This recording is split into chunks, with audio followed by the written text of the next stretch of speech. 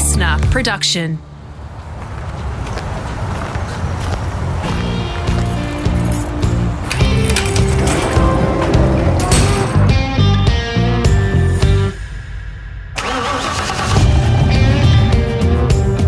I'm automotive commentator and journalist Greg Rust, and this is Rusty's Garage. After a few months of doing episodes remotely, it's really nice to be recording one face-to-face again. I've done a 3-hour road trip to the North Island, New Zealand town of Masterton, about 100 k's from the capital, Wellington. Former motorcycle racer Aaron Slight grew up here. Success would take him to Monaco, with time in Australia, the US and Japan along the way. But it seems you can't keep the boy out of the Wairarapa region. Aaron's story is a gripping one, not just for his feats on track, but also because of a freakish brain injury in his prime and some determined, gritty comebacks. His race number, 111, became a bit of a signature, created as a junior by his dad, who knew they couldn't give Aaron the number 1 straight away, so 3 straight lines of tape was it, and it stuck. Slight's CV also includes some time on 4 wheels too, and as you'll hear, he loosely worked on plans to race at Bathurst. And he tested one of the all-time gun bikes, Mick Doohan's 500cc Honda, among other dream rides. Now, many of you have asked for this one, describing the once Mohawk sporting world superbike racer as badass. First impressions are actually of a gentle yet driven Kiwi. He's a bit of a perfectionist, and on the bike, fearless with a fondness for wheelies.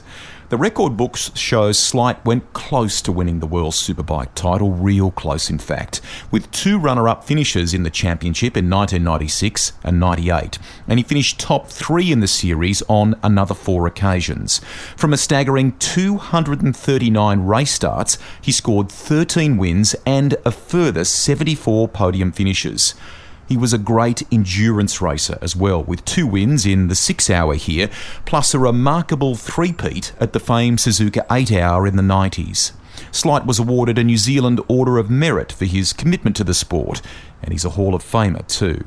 The self-styled Hoon has kept an old Commodore Ute in the garage, and although he probably fell out of love with riding for a while, he's back enjoying it again now.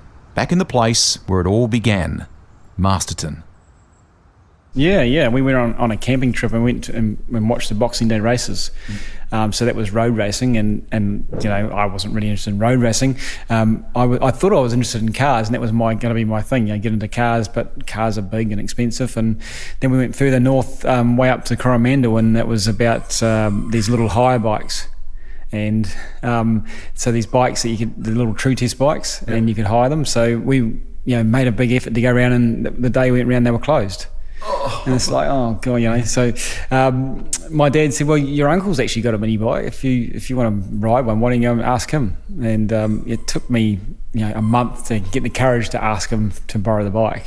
So he let me have the bike. I brought it home and rode it around the backyard and then in the back paddock. And one day I went down to the river and met some people who were into motocross. And that was where we started, really, go to the local motocross. It was humble beginnings for you. Tell us a bit more about that bike. And am I right in saying it was kind of gum boots and Dad's big helmet and things like that to get going, wasn't it? Oh, for sure, and for a long time. And after the gum boots, it was tramping boots. It was So and the helmet with a big visor on like a open face visor thing, and and it was a GT MX-80, and looking back now, the tyres are bald, but it didn't really matter. It was about having fun, and even I can remember going to the New Zealand Motocross Championship as a 14-year-old, and you go with a shitty old tyre, and you didn't have a new tyre. That was just you bought the bike with the tyre on it, and halfway through the winter you change it to a Ching Ching, the cheapest thing you could find, and then you rode it till the end of the season, and hopefully you got the new model. Yeah.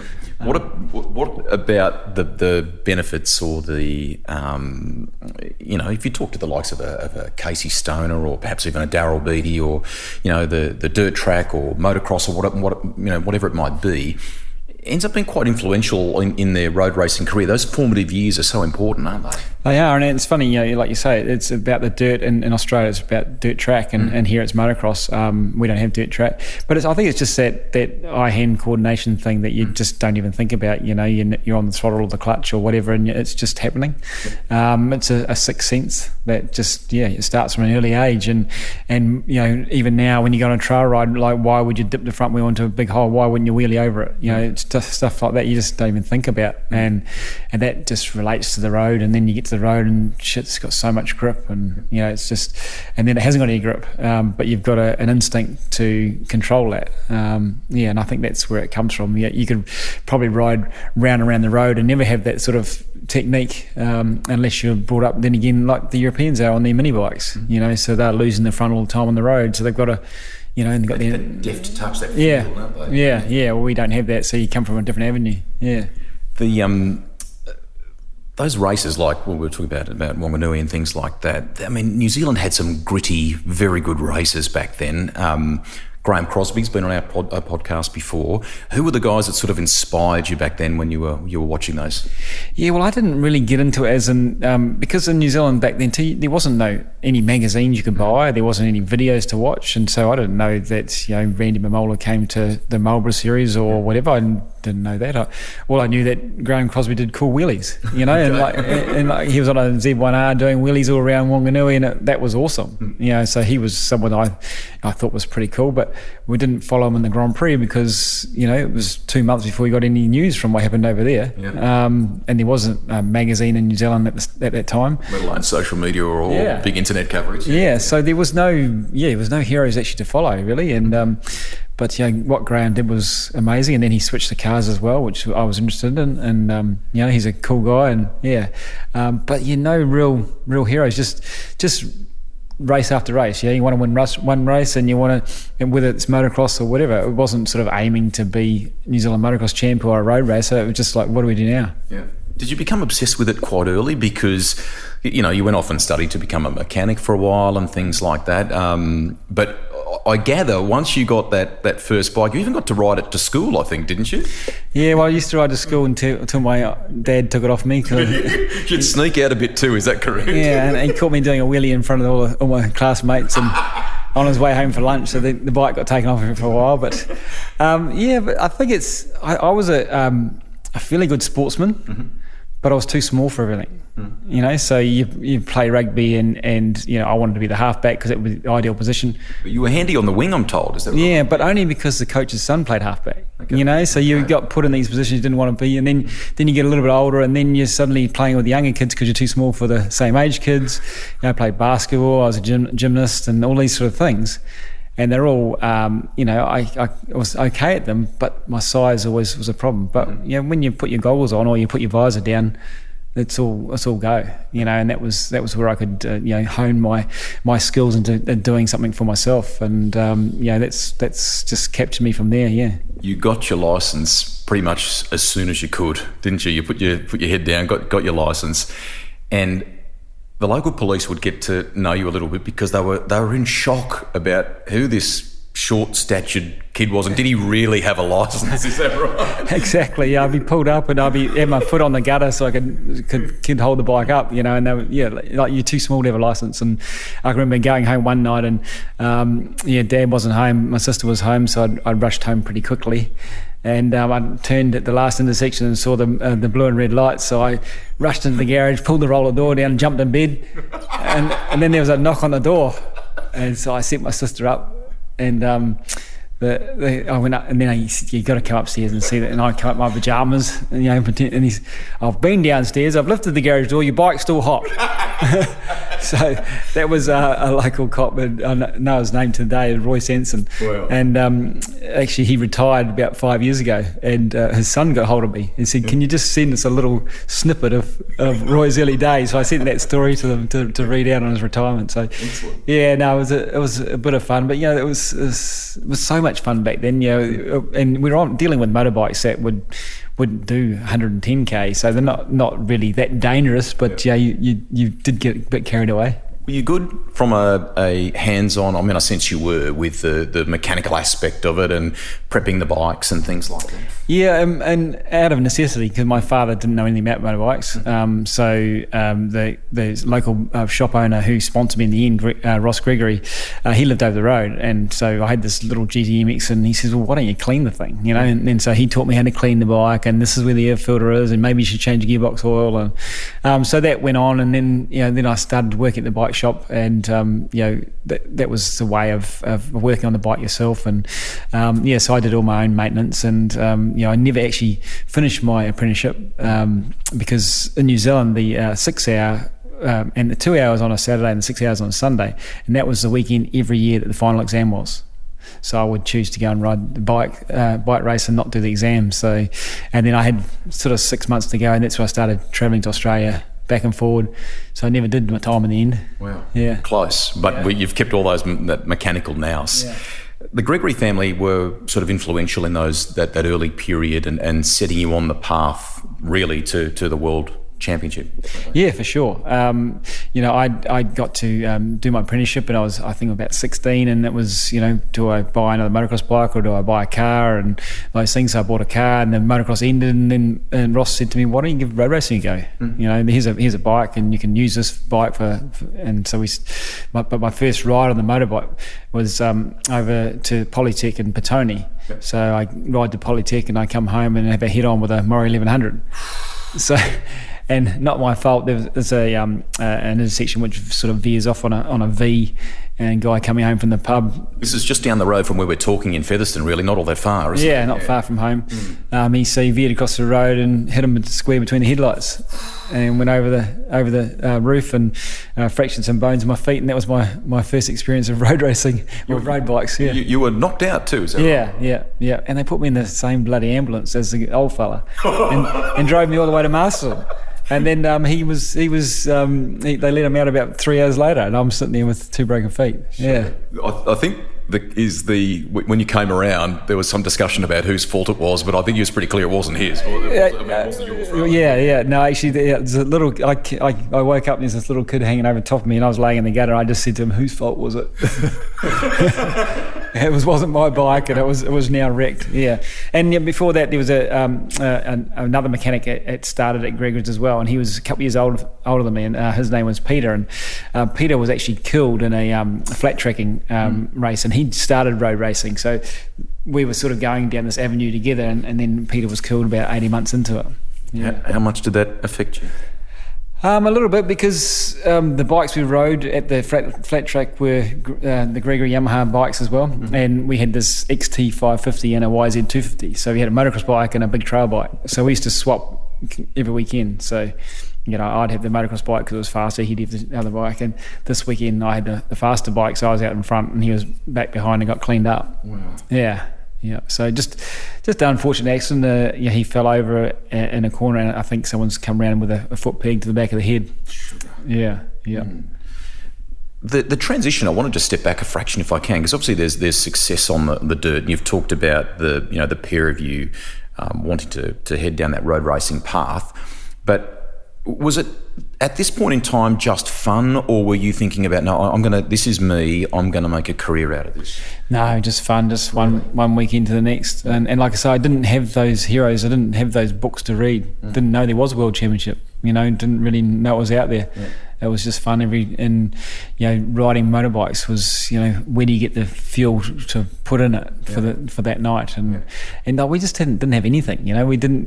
There was no spare fuel can to go and get fuel and stuff. It was just it was just nothing. There was no spare tyres, no nothing. And it was just about getting your mates around and like, how can we go and get someone's lawnmower fuel, and then we can all have a little bit, and we can go and do this, and so it was pretty menial to start with, and it was just about the fun side of it. Often there are great life lessons in all that stuff, because not only are you've got perhaps the Gregorys that have helped get you started in that sense, but you're learning to find ways in maybe even a little commercial sense to keep the thing going, aren't you? Yeah, and I was just talking about our daughter the other day to Megan, and talking about after school jobs, and that's probably one thing that I missed there. I never had any holidays because I was too passionate about working to earn money so I can go and spend it on motorbikes. Right. So from the age of 13, I was in the bike shop, and there was no holidays anymore because you just wanted to earn some cash, and it was about fueling up the motorbike so you can go and ride on the weekend.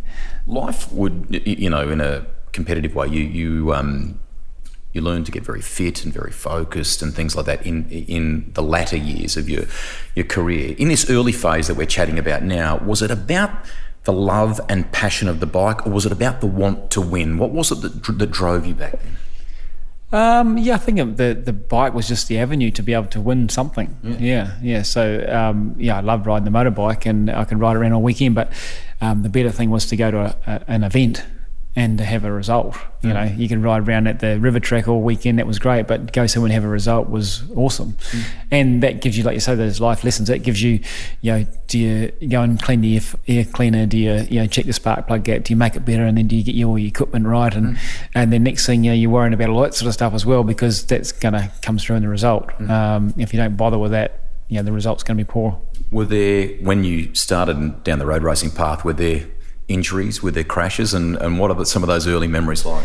Yeah, well, my first road race, I took my my YZ125 to Manfield. So it's a motocross bike, put some road tyres on it. Which is kind of like a local track in some ways for you, isn't it? Yeah, it was. And I went there, crashed at the hairpin, lost the front, put a hole in my knee, got the bike going, got going again after that, and then seized it down the back straight. So he didn't know too much about how fast it was and what you were supposed to be doing, and maybe should have put a bigger main jet in it. Okay. But you were rushing up the inside of people on road bikes, and you're on a little 125, and they're on 650s and things, and just think, shit, this is pretty cool.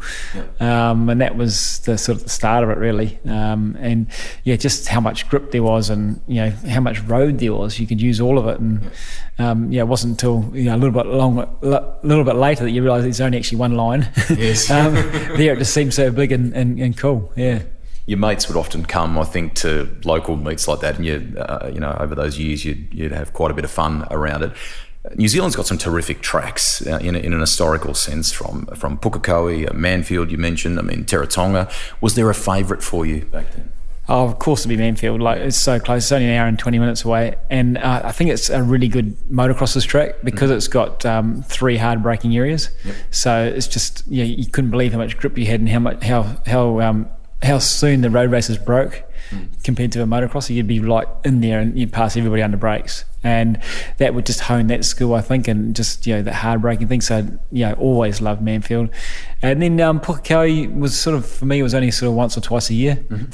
So it wasn't that great for us. And but the one of the better tracks too was Teretonga. It's so short but so cool. Always loved Teretonga. And then the other tracks, they were sort of modifying at the time, making them a bit longer, and by adding a lot of short stuff. And it's probably, I'd still rate Manfield as one of the better tracks for me. And then moving on, to be close to home, then I think Phillip Island's the best track in the world. Yep. So the 2 tracks are really close. And Phillip Island doesn't offer great facilities and all that sort of stuff, but there's no better track. It's got just everything. We'll get to the Australian chapter and that important step on the way to the World Championship. You would get to race and be successful here against the likes of Dr. Roger Freeth and others. There were some terrific Kiwi races during that period, weren't there? Yeah, well, see, my first year I rode an RZ 250. So New Zealand was all about production racing. So RZ 250, you could ride that in the production 250 race, and you could ride it in the F3, I think it was. But halfway through that year, Mike Dowson came over and they did the 6 hour, and Yamaha New Zealand made special bikes for them, and and we had Ross was a Yamaha fan, so he ordered an RZ 500 just to have one.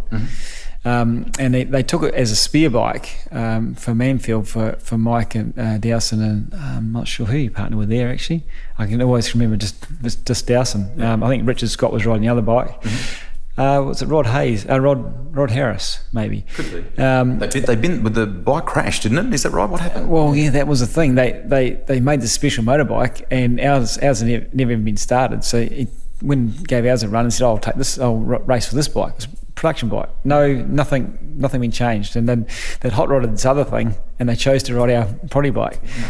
But yeah, that was really, really windy that year. Mm-hmm. And half an hour from the end, Dowson crashes our bike, just destroys it.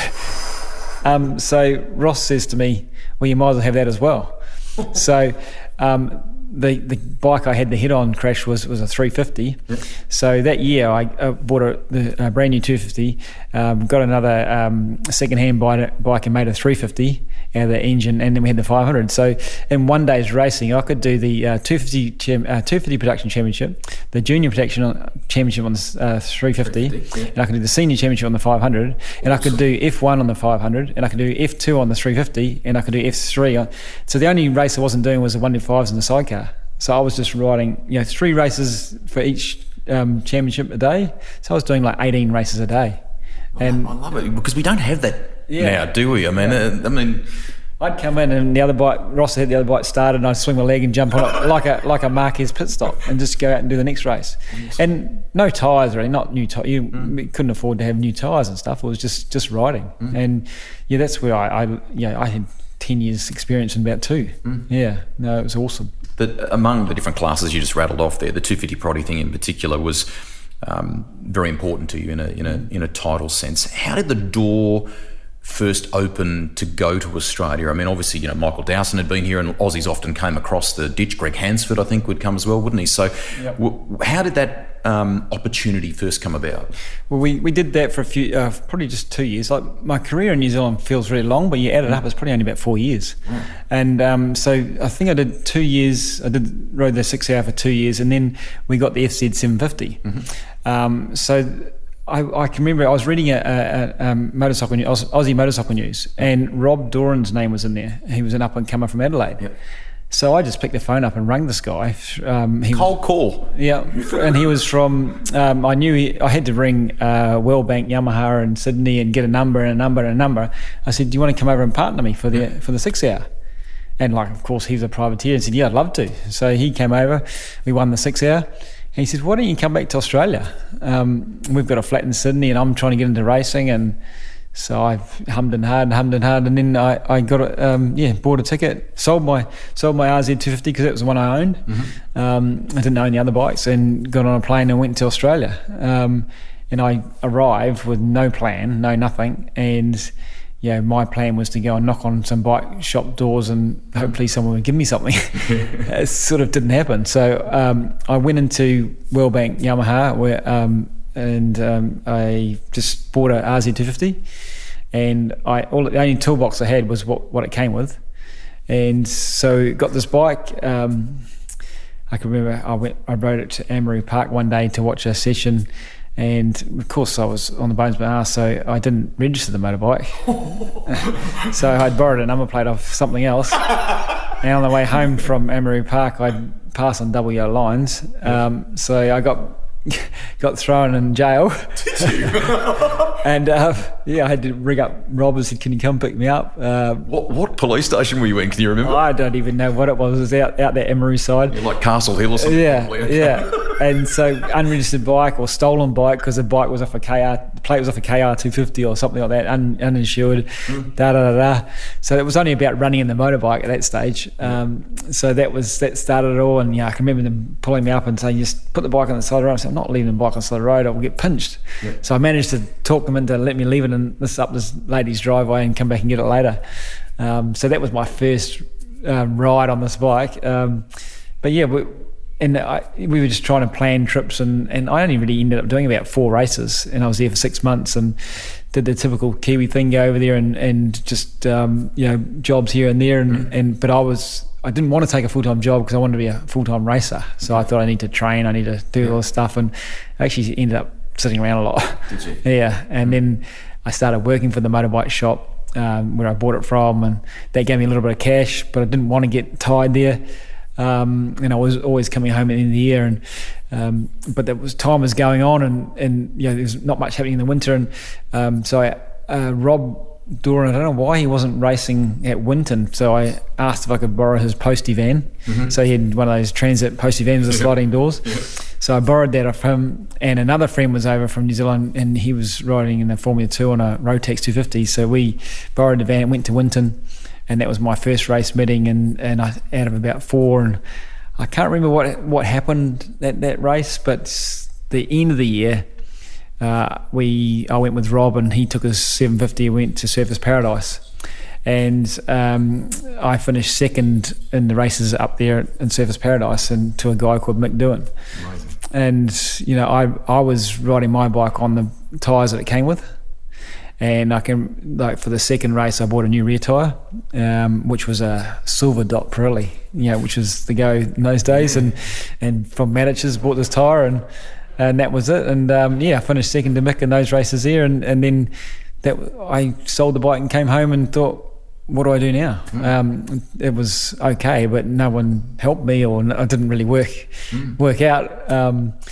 But the new TZ 250 came out, so that was a really cool bike, and so I got my bike in New Zealand to race in New Zealand, and then at the end of the season I'd won 20 out of 21 races on it.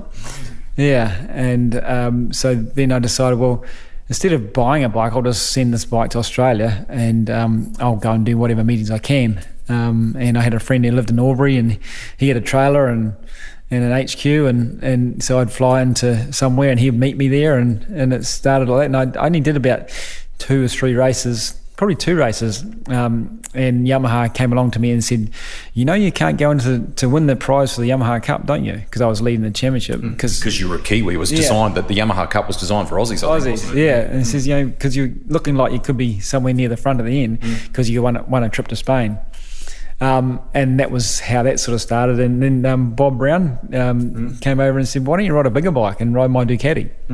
Yeah, so that's where it all sort of started. And at the same time, Robert Holden was at Action Suzuki, and he said to me, well, we're going to do the 6-hour together in the 750 class.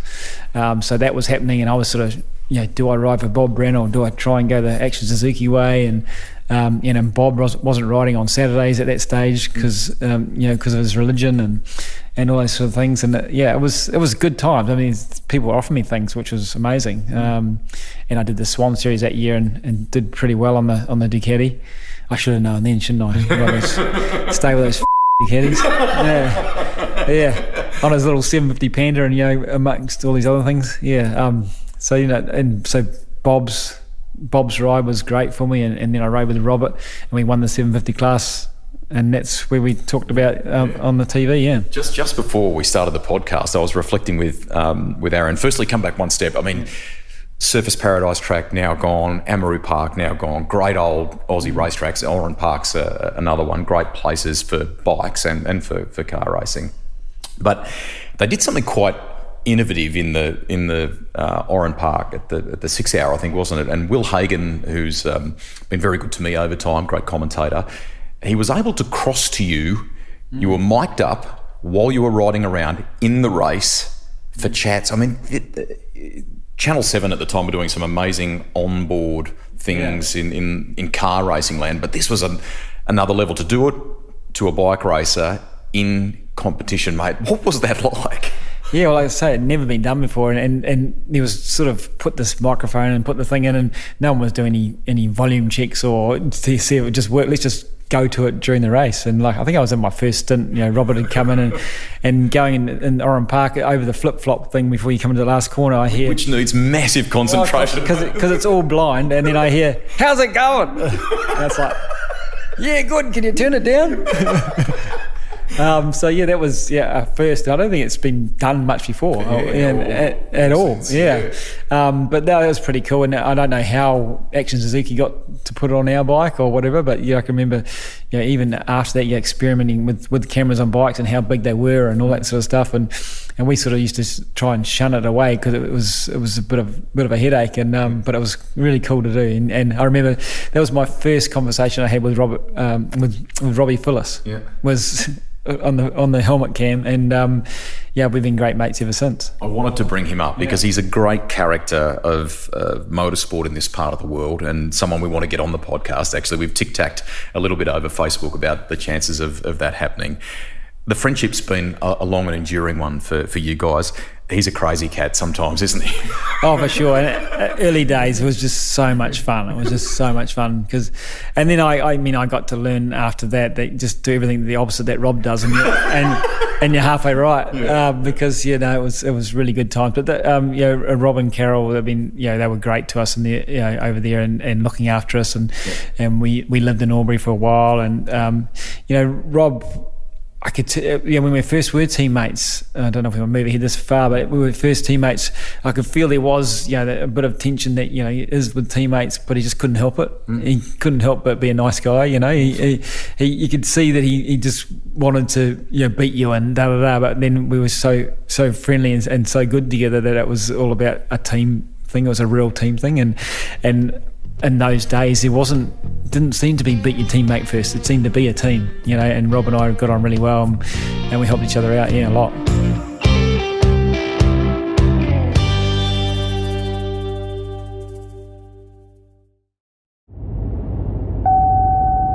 Flat track racing, also known as dirt track racing, looks similar to speedway racing but is quite different. Flat track bikes have rear brakes which allow for a different cornering technique. But both of them do have one thing in common though: getting sideways. Are you starting to make a bit more money at this stage? I think you bought an old Falcon and you're able to, kind of set yourself up a little bit. But was it still hard to make ends meet at this stage? Yeah, I was making money from prize money, so just prize money was race paycheck to some degree. Yeah. And then when I was, that year, I rode in Australia on my 250 and for Bob Brown and for Action Zeke. I was flying home and working. So I was working here, worked for 6 weeks, fly back. It was better than spending money and just staying there. So I was doing that. I probably did 6 or 7 trips that year to Australia, and the last one stayed there for the whole Swan Series, which I rode the Bob Brown. And during that time, the Swan Series, McElnay came out, and there was YZRs, and there was all sorts of really trick stuff, and that was open your eyes, and Michael Dowson was riding a trick FZR 750, and then they had the NRs. I'm not sure if it was that year they had the NRs. I think it was that year they had the NR, the oval piston Honda that Mal Campbell rode. When I was on the Bob Brown Panther, and I was dicing with Anders Anderson on his GSXR. And so they were still 750, so dicing with those sort of guys, but still sort of in the race, top 10, top 8, and could see the guys just in front pulling away because of machinery, and that's where I sort of thought, well, I could probably do this on a big bike, and some people, I don't know why, some people are big bike racers and some aren't, and I just seemed to be. It wasn't because of my stature, I just seemed to ride the big bikes well, and I could tell that early on, even though the 250 had been so good to me, the big bike was just so much better, and it was working. Would it be fair to say at this, the huge feather in your cap to have 6 hour success at home here in New Zealand, similarly to do well in the 6 hour in Australia too. Did you enjoy that endurance element? I think I have that mechanical sympathy, being a mechanic. So you don't have to go flat out for a 6 hour race. Well, you're going flat out, but you're probably giving a couple of tenths back to the bike. Still with an end game. Yeah. And some people just don't. Some people just bang it through the gearbox like they always do. And it's got to last. And maybe that was my defining thing, and that's why I went on to do the 8 hour so well and win the 8 hour 3 times, and because of all that sort of stuff. It wasn't about wringing its neck and getting every last bit of gas out of it, and when it came to the 6 hour or 8 hour race. The 8 hour, of course, we're talking about the famous Suzuka 8 hour in Japan, which Aaron holds a very special piece of kind of statistic history. To win 3 in a row is a very, very rare feat, and you held it on your own for quite some time there. I want to just continue, if we can, with Australia for a moment. At this stage, you're flying backwards and forwards. To give it a bit of context, we're talking sort of late 80s-ish now, aren't we? So Are you committed to trying to make it to the World Championship, or are you just, you want to try and be that Kiwi that wins on Australian soil? What's the motivation? Yeah, still not thinking about World Championship at all, really. Just thinking of riding a big bike and someone's good big bike I can win races on. And Mick's in there a bit. Mick Doohan, the year before I raced him at Surface Paradise. This year he gets a ride in Japan, and so he's up in Japan riding a factory bike supported by a bike shop, and so I'm there and he's not, so that's quite good. And because I can see what he's sort of doing up there, and so I'm riding, and then Mick gets a job back in Australia, which is really weird. He's made it to Japan, so now he rides for Yamaha Australia. So I've been riding Yamahas and the 250 thing, and I get a phone call from Yamaha Australia saying, I'm thinking I've got a ride with the Superbike team. They've said, well, no, we've Mick Doohan and Michael Dowson are riding those bikes, but Mick's left a gap in Japan. Do you want to go to Japan? And I go, well, yeah, for sure. So, that was 87. So in 88, I go up to Japan and race for this bike shop, and it's a bit of a it looks better than it is, because when Mick got to ride up here, they were trying to get this big bike shop hooked into racing, so they were supplying them factory stuff. So now they'd done a year, the bike shop was going to do it by themselves. So they went and bought a Bermuda Yamaha, and they really didn't have an idea. Okay. So it was pretty tough going up and doing that, and still not thinking about World Championship, just still thinking, the best to win the championship I'm in, really. And the opportunity to go to Japan was amazing. Meant I didn't have to buy a bike in Australia, and so that's what 88 was all about. And Mick came back to Australia to do the Yamaha ride in Australia. The focal point as we progress along here would have been the Australian Superbike Championship, I guess, to and probably fair to say that entree to Japan was the beginning of a bit of a kind of love affair with the place. You really enjoyed your time racing in Japan, didn't you? Yeah. I mean, straight away up there, it's very, very different, and I actually didn't like it at all. That first year in '88 was really hard. Dealing with a team that didn't speak English, a guy that was, he owned 3 of the biggest bike shops, and he was sort of, the big boss, and not that friendly. So it was pretty hard that first year, and they were offering me everything, which was great. I rode my only Grand Prix I rode was a Japanese 250 Grand Prix, so I had a TZ to ride in that. But everything was standard. Nobody knew what they were doing with the bike.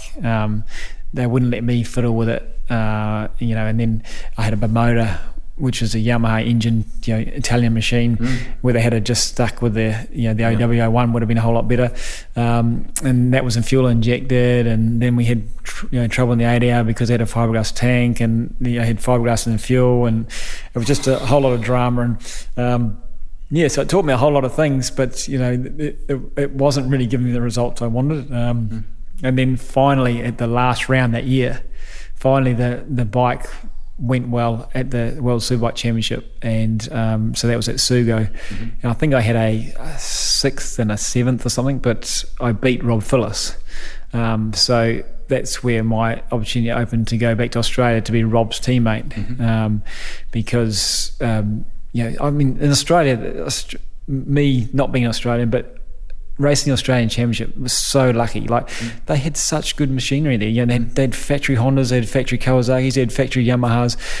Suzuki was the only bike that wasn't really supported, but they had a big influence. Big swing at it, though. From Action Suzuki. So they had great machinery, and no other country in the world did. Maybe America did, maybe not even Honda Britain. I wouldn't have said was as good a bikes at those stages. So that's I beat Robbie in that race, and that's where the offer came to be Robbie's teammate as they were going to a 2-bike team, because Kawasaki were finally producing a 750. They're getting rid of the GPX, and they were getting a ZXR, so they were getting out of that, and they wanted to support that bike. So that's where that came, the shift back to Australia. Iconic bike, iconic colours, great combo, the pair of you together, and the people behind the scenes. How now is Aaron Slight, the racer, from a fitness point of view, from a understanding the technical side of racing more. I mean, clearly throughout this period, you're really starting to apply yourself more to that part of the trade, aren't you? Yeah, for sure. And in '89 is that season I ride with Robbie. I get an offer to ride for Kawasaki Australia and to be the workshop boy. Mm-hmm. And I just went, well, actually, I want to be a professional racer. I'm not going to live in Sydney. Mm-hmm. I'm not going to come in and sweep up. So how did that conversation go? Not very well, and it was almost, you're making it too hard for them, and you're not going to have a job. Wow. But in the end, that's what it was, and I didn't want to live in Sydney because I didn't want to be on their beck and call. Mm-hmm. And so I lived in Albury with Robbie, and it wasn't about being around Robbie. It was about getting away from Sydney. Mm-hmm. But we did drive together the races. Well, I drove, he slept, and so we did everything together like that. But it was. I think now I was starting to sort of say, well, this is what I want to do, and I'm going to do it this way. Where I probably should have just gone and been the lackey and loaded the bikes and all that sort of stuff. But I knew it wasn't going to give me the results hanging around the bike shop all day. So that's what happened in that year, and with a new bike, and my very first sort of test. Well, I did the Swan Series on Robbie's GPX. Mm-hmm. So that was the introduction. Sorry, you would go back to that, probably introduction to Kawasaki. He was riding his GPX while he rode an F1 bike at the Swan Series. And, I can remember... Your face is lighting up here. What's this bike like from a memory point of view?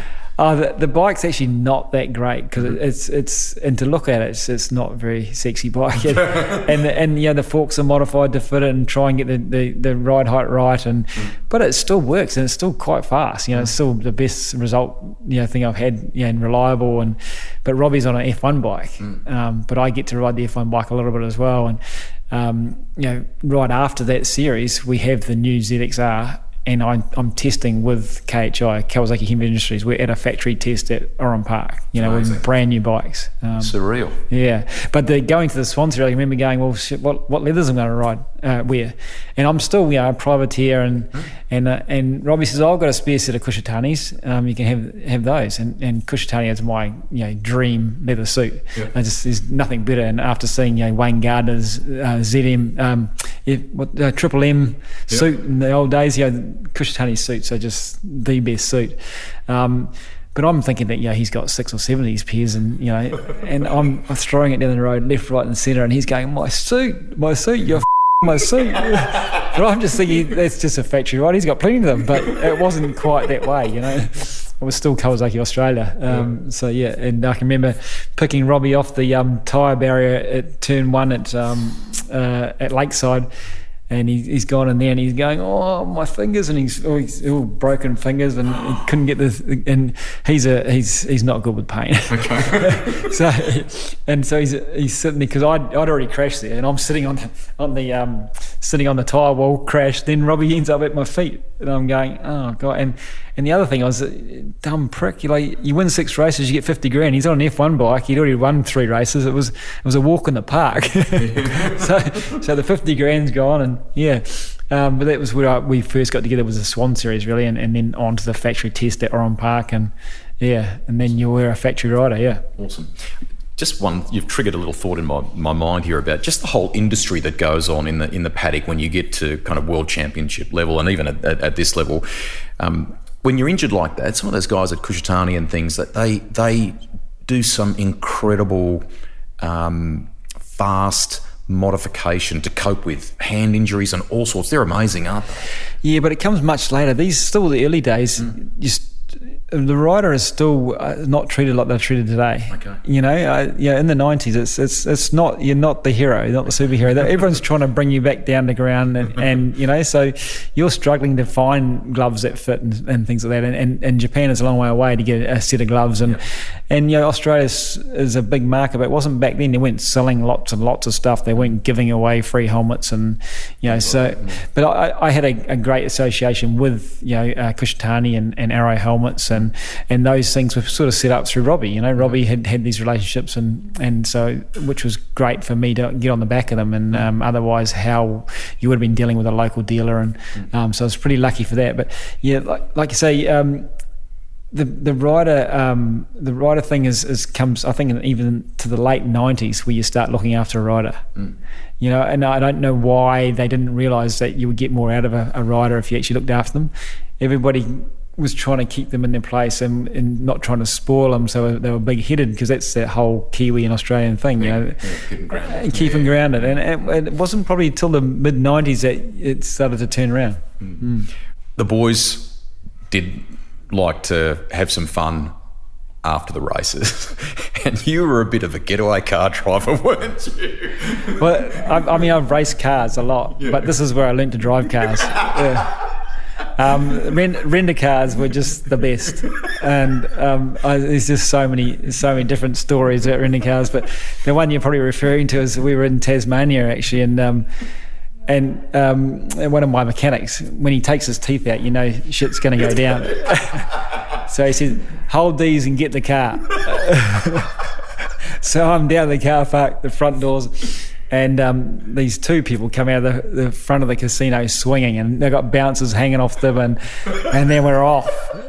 So yeah, that was a big night and a bit of an escape thing. But yeah, Robbie and render cars, and yeah, I can remember going over in Perth at Amaroo, and we turned up one day and we're in a I don't know what sort of Falcon model it was, but this is the dunes out the back, yeah. Isn't it? So that half the car's missing because all the bumper and stuff's back in the dunes, because we'd come in the sandway, of course, and we were jumping the dunes as we came in, and everybody's cracking up and getting there because half the car's missing. But there's lots of stories like that, and I can remember Robbie taking a car back, and same place actually, Western Australia, and gave the keys back, and we just got on the flight, and then all these photos turned up, and it was like, you know, broken axles and gearbox, and because when we turned into onto the freeway, it only had third and reverse, the automatic gearbox, and when you did left-hand corners, the axle would slip out of the diff, so it had no drive. So the car was pretty second-hand, but yeah, we really learned to drive in those things. It was so much fun, and then the whole insurance thing started to happen, and then you got in the blacklist, and yeah, and then it wasn't so much fun anymore. We shouldn't laugh. We shouldn't laugh. He got sent a $6,000 bill for that. Quite funny. Rob Phillis, Michael Dowson, Malcolm Campbell, Darryl Beattie. I mean, it's Peter Goddard. There's some unbelievable names in this Australian Championship during this phase, isn't there? But unbelievable names, but on really good equipment too. So if you can keep up with these guys, you're going to run at the front of the World Championship. You know, and then in my first year, you send Robbie and you send Mal Campbell away to the Austrite ring, and they get on the podium.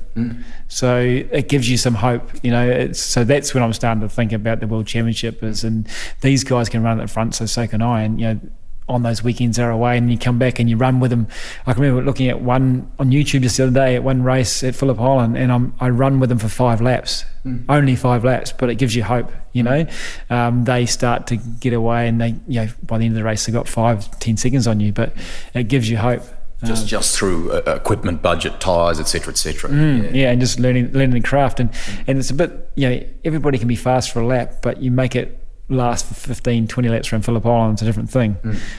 So you're just using up everything to hang with them, and you last there for 5 laps, but you're learning all the time. So you've got this exposure to World Championship, you've got this exposure to Japan, you've got the great grounding of New Zealand and Australia and things like that. Did you and your wife Megan, did you sit down and go, right, we're going to have a proper shot at the World Championship here, and here's a rough ladder of how I think we can do it? What did you do? No, because there's only the next race. There's only that 1 year contract. What's Peter Doyle going to do next year? Is he going to sign you, or is he going to pick someone else? So it's always about the next race. There's no plan at all. It's just because these are dreams you're still having, but there's no 2 year, 3 year contract that's going to lead you on a path.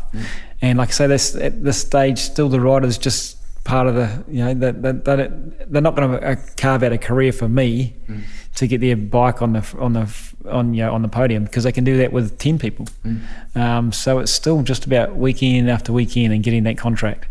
You said to me prior to starting the record of this podcast too, just about the importance of team, and you know, I think that probably still helps you in life now from a business point of view, but working with a group of people, yes, it looks on television like a solo pursuit, but very important the role the people around you play in helping that success happen.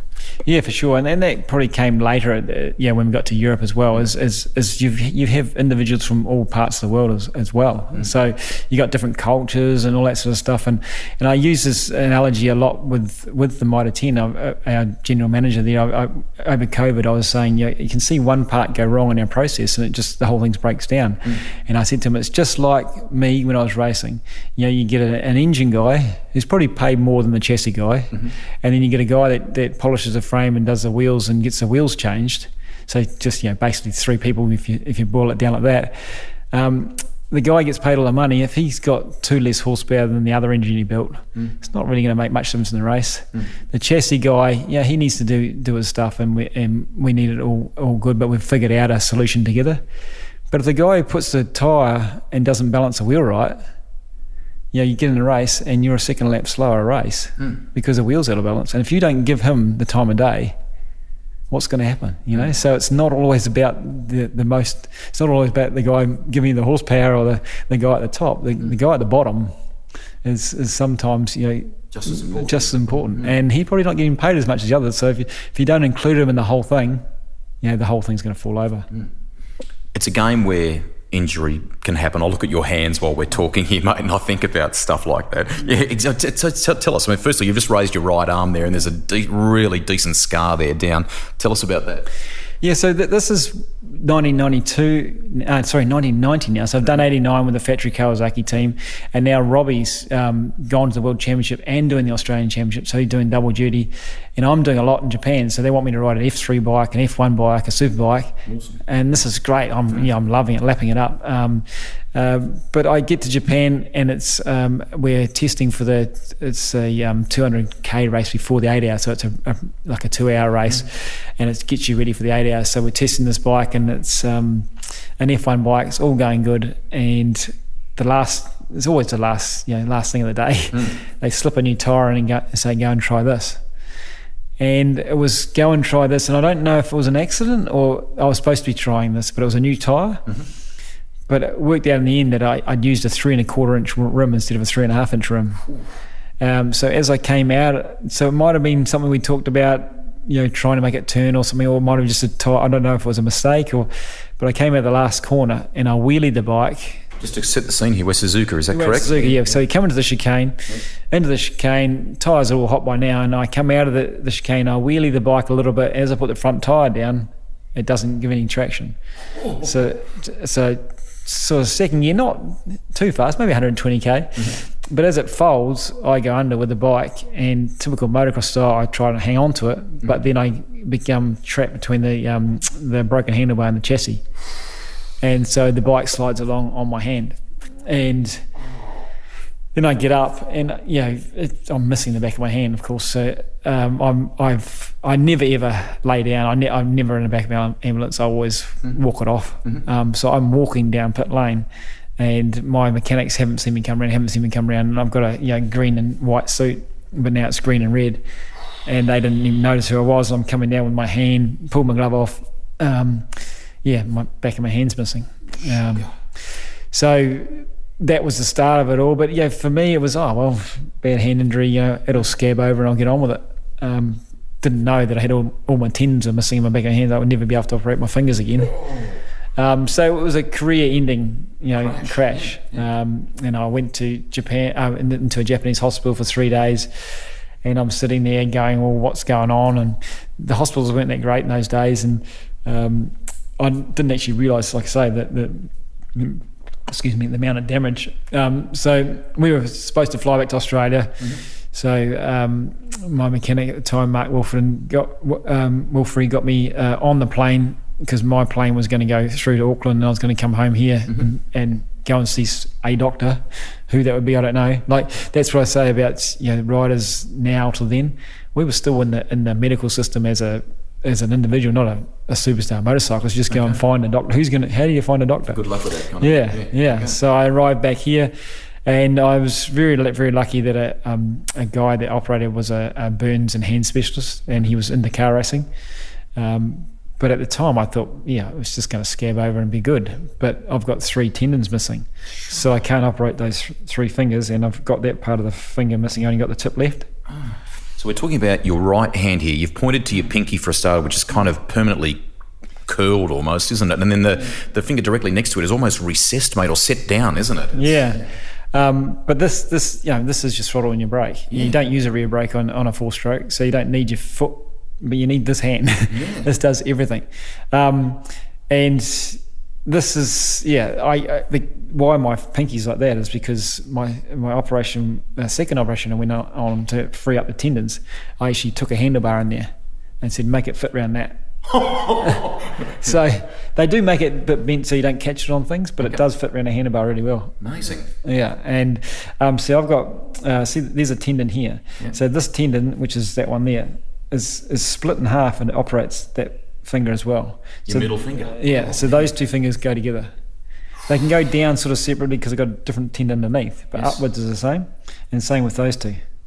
Oh, man. So that's I was a 4-finger breaker in those days and all that sort of stuff, so this has just ruined my career, and now I'm going to try and start riding again after this. But this is probably where I realised I was a fast rider, but I wasn't that smart, and now I needed to start saying, well, I'm not going to go and test that shit. It's the end of the day, I'm had enough, because I was just a lackey, and I just did everything they wanted me to do, and I was riding my, and this was just the end of the day, shouldn't have happened. Okay. And this was a turning point for me there. I thought, well, if I get over this, I need to start calling some shots, because it's just too hard. So how much in the operation to make your hand work in a braking sense, in a motorcycle racing sense, was about this doctor helping, and was there a bit of groundbreaking stuff in it? And then how much did you have to adapt as a rider given the hand injury?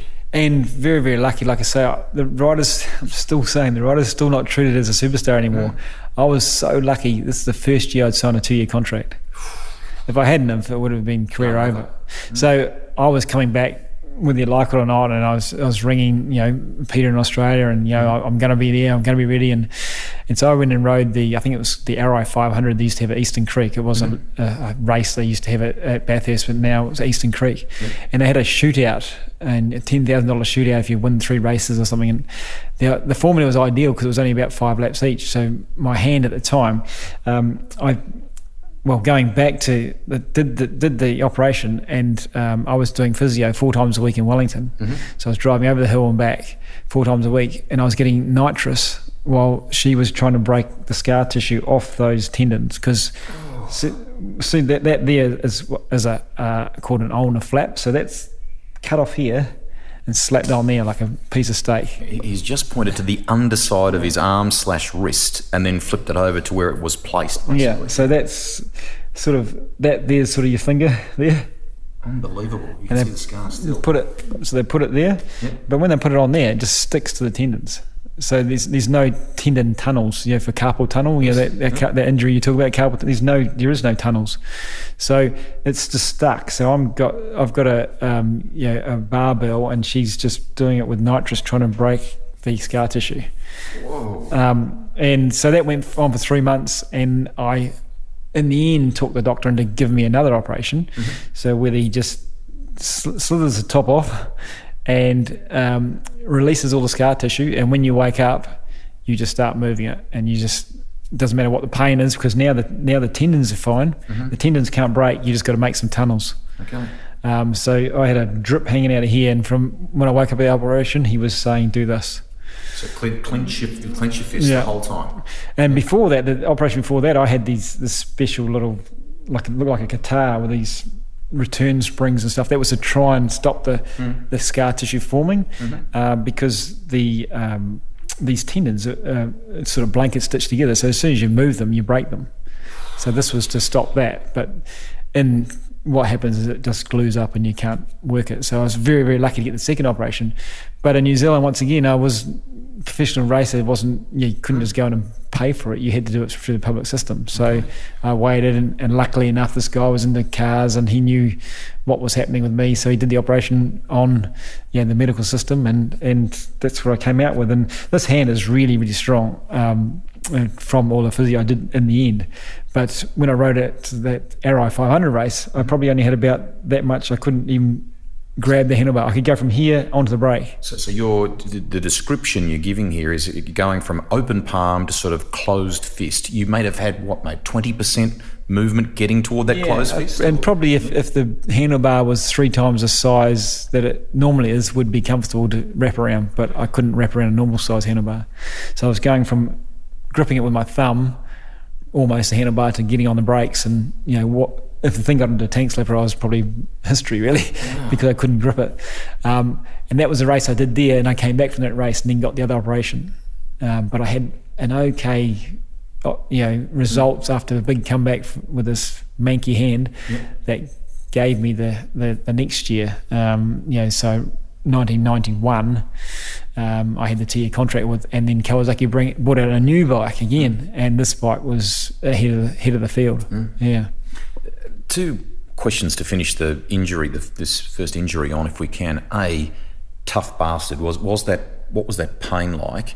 And B, just the way you to adapt to it. I mean, you talk about the hand being quite strong now, but it clearly wasn't to begin with. Was it just a case of to hell with it, or how did you deal with it? Yeah, and like at the same time, I had broken my shoulder as well, which I didn't actually realise because they were too busy worrying about my hand.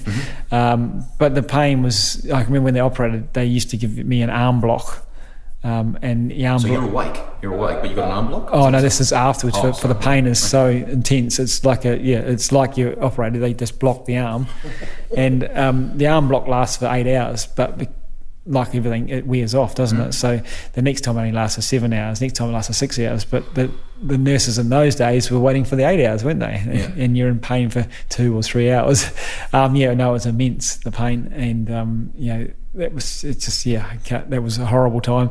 And I crashed, and when I got this hand caught underneath the bike, I'd done that and slapped this hand on the road as well. Flipped over. Yeah. So I was, when I was coming back on the plane, can't use any of my hands. So I can remember in the operation trying to go to the loo and all that sort of stuff. I got two hands that are like meat cleavers, can't use. So it was bad for a couple of weeks, and then not knowing, I'm like, thinking it's just going to scab over and come right, not knowing that it's actually internal damage, and then you suddenly start processing that 2 weeks later, and are you going to even ride again and all that sort of stuff, and I'm just giving the big phone calls, it's all good and I'll be back, but not knowing.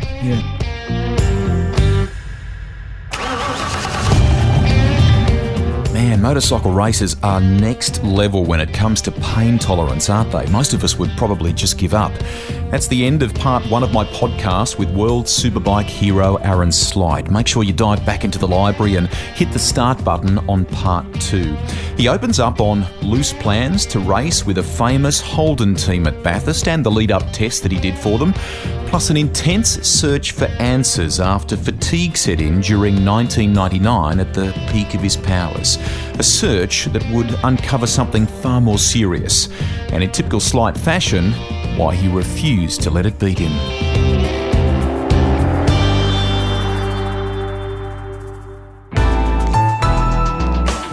Listener.